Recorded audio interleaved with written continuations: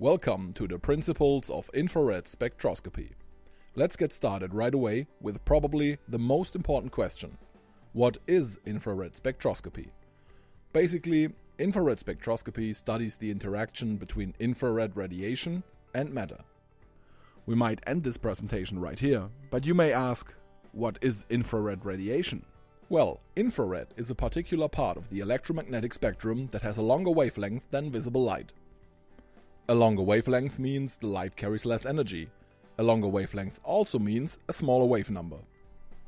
Since infrared spectra are mostly labeled in wave numbers, wave number is a term frequently used throughout this tutorial.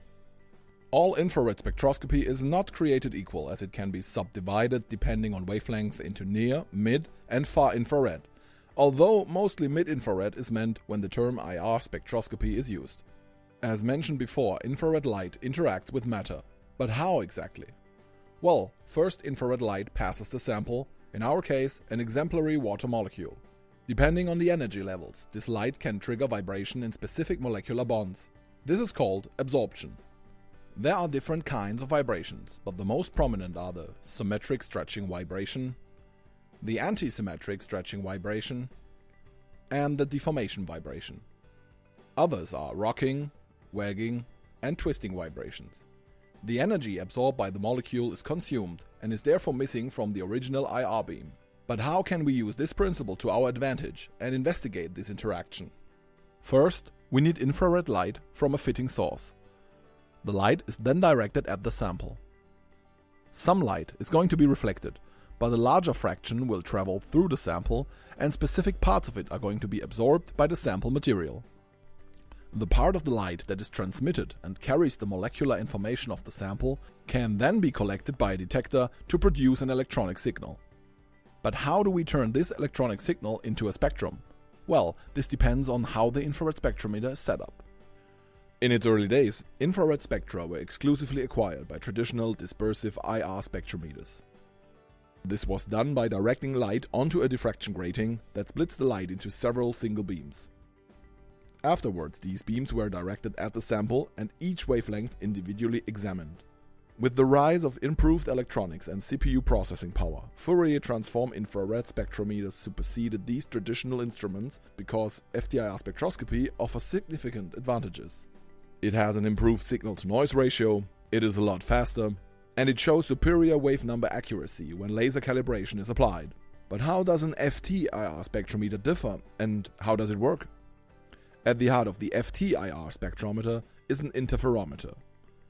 Shown on the right is a Michelson-type interferometer.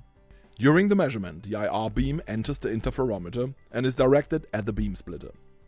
As the name suggests, this splits the beam into two separate beams that are directed at a fixed and moving mirror respectively.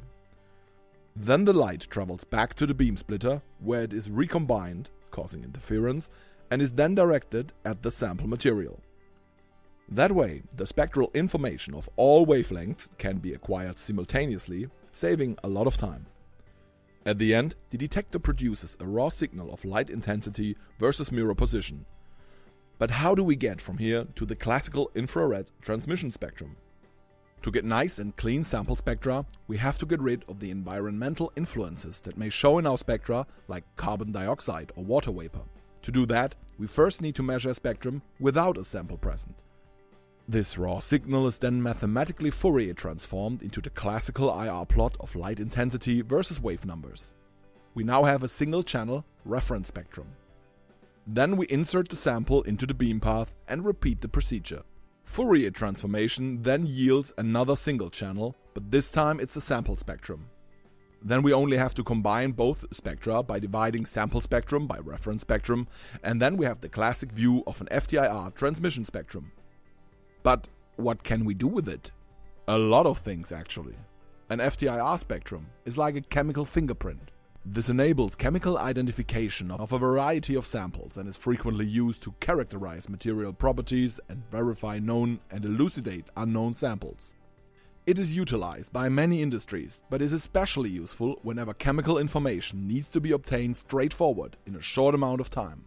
FTIR is extremely versatile depending on your spectrometer setup and measurement technique used. Various applications are feasible and many different analytical questions can be answered.